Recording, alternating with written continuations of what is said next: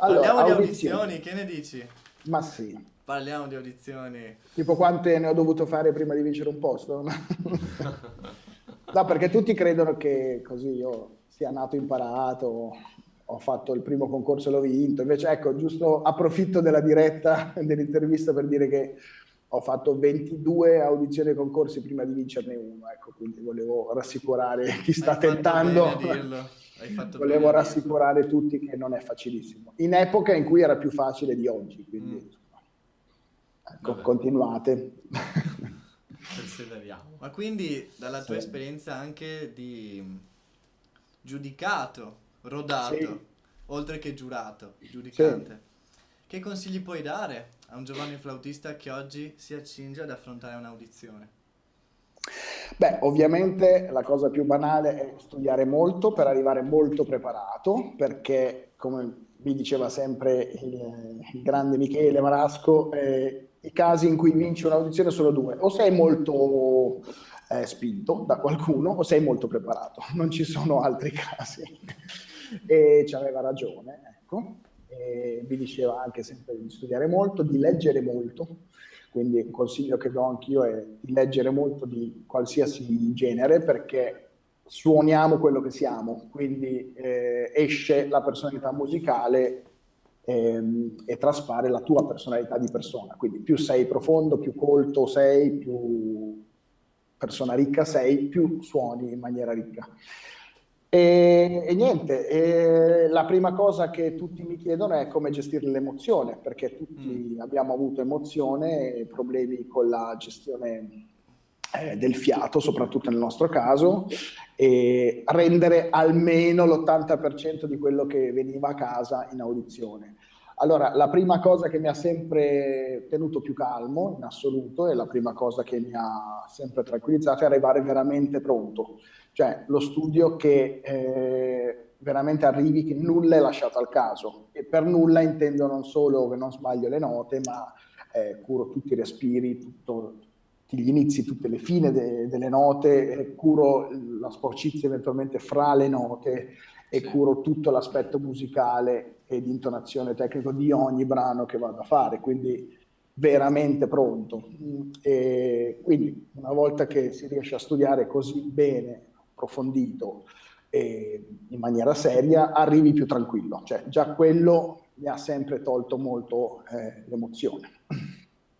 Nonostante la grande preparazione, un po' di emozione rimane sempre, quindi gestire la respirazione, prima cosa, perché tutti i problemi di boccatura, muscolature rigide, corpo vengono dall'aria, o almeno il 99% dalla mia esperienza di problematiche relative a performance, poi in audizione soprattutto, vengono dalla malgestione dell'aria o della respirazione. Quindi se risolvete già a casa un'ottima respirazione, quindi postura e quindi emissione, al momento dell'audizione, anche se rendete l'80 al 70%, vi salvate, cadete in piedi, ecco. E, anche perché la parte digitale, diciamo, dovete saperla così bene che va in automatico, neanche ci dovete pensare alle note, perché appunto è previsto uno studio molto approfondito.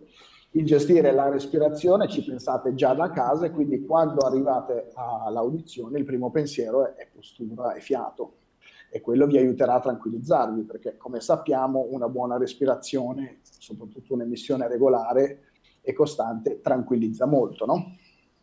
Ce lo insegna lo yoga, ce lo insegnano le pratiche di meditazione e tantissime altre cose che in parallelo allo studio possono anche aiutare, quindi suggerisco anche di, perché no, affrontare vari corsi dallo yoga alla meditazione se vi aiutano. Di sicuro, ecco, io ho sempre cercato di respirare ben appoggiato e appoggiare tutti i suoni sul fiato, in modo che anche nel momento di massima tensione non andasse via un suono o non mi scappasse l'intonazione. Ecco, quindi il discorso musicale era salvo. Chiaro. Poi audizioni in generale, come consiglio generale, posso dire suonate, cioè suonate come se fosse un concerto, cioè nel senso noi vi chiediamo il concerto di Mozart o di Berr non per farlo da studente, cioè vogliamo sentire il concerto di Mozart e il concerto di Berr, almeno questa è la mia ottica, poi ci saranno magari tanti commissari che vogliono sentire una cosa più moderata, però quando sono in commissione io, se ti chiedo un passo d'orchestra da secondo flauto con un piano raffinato o un pianissimo, lo devi fare, ma se ti chiedi Iber, devi farmi Iber, cioè, quindi alla fine tira fuori il suono, la personalità senza paura. E, il problema è quando a volte noi giurie, noi orchestre mettiamo programmi che non hanno tanto senso, cioè per dire come è successo a me in un'orchestra molto famosa quando facevo le audizioni, concorso da secondo flauto con passi molto delicati relativi al secondo flauto e in prima prova Iber, e poi mi hanno criticato perché Iber era troppo suonato forte, troppo veloce, troppa personalità per un secondo flauto. Allora non mettete Iber se fate un concorso a secondo flauto, metteteci un altro programma, no? Questo io gli ho e quando faccio io i programmi cerco di selezionare anche i concerti in base a quello che cerco, no? Certo. Se cerco un secondo, un ottavino, se cerco un primo flauto, saranno programmi relativi. Sì, pensati per questo.